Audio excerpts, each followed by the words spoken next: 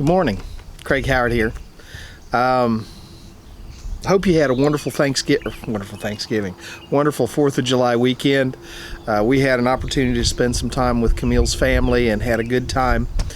While we were sitting around, I was telling the family about how this woodpecker had damaged our house by, it must have heard a little bug or was chasing a little bug that had got into the wood, and before it was done, it had knocked about a 3-inch hole, about a 3-inch long hole in the side of our house. And I said, buddy, if I see that woodpecker again digging on our house, it's going to be the end of him.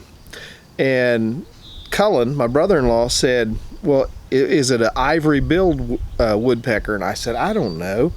And he described it, and I said, maybe. I said, it's a big woodpecker.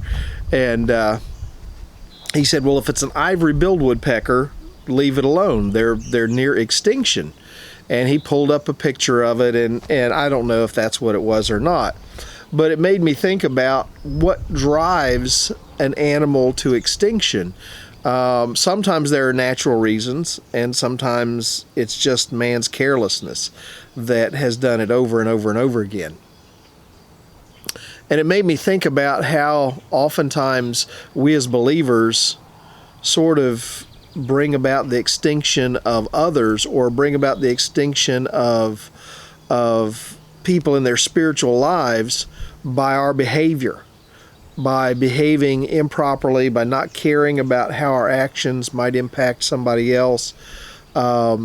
We end up sometimes driving them to an extinct place in their walk with the Lord. And I was looking this morning at a few scriptures, and I ran across Romans chapter 15, verses 1 and 2. It says, now we who are strong have an obligation to bear the weakness of those without strength, and not to please ourselves. Each one of us must please his neighbor for his good, to build them up. If somebody's relationship with God becomes extinct because they've been hurt or offended or not cared for, or some other reason that I could have had an impact on, then that doesn't just fall to them. That doesn't just fall to the fact that they perhaps didn't spend enough time with God or didn't work hard enough with their relationship with God. It also falls to me. I'm also partially responsible for the spiritual extinction of that person's faith. I have a responsibility. We have a responsibility as believers in Christ to try and look out for one another, to carry one another's burdens. Sometimes we'll do things inadvertently. Sometimes we'll hurt people in ways that we never really intended to and didn't expect to. And sometimes the damage is done before we realize we've done it. But where we can look out for one another, where we can see the needs of one another, then we need to be aware of that. Let's not, I'm gonna look for that woodpecker. If that woodpecker has an ivory bill on it and not a black bill, I'm gonna leave it alone. I won't hurt it. Probably won't hurt it if it's a black bill, but it just aggravated me what it did to my house.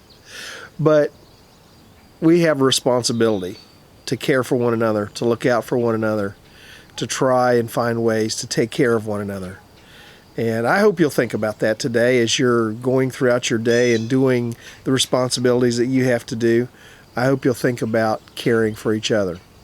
By the way, just as a side note, if you are looking for a kitten, those 2 little kittens that I showed the other day on last week, they are available for adoption if you would like to have a really cute, fun, I won't say well-mannered, but a kitten that is comfortable around people and it's not wild. If you're looking for a kitten, let us know. All right, listen, you have a great day. I will talk to you tomorrow. God bless.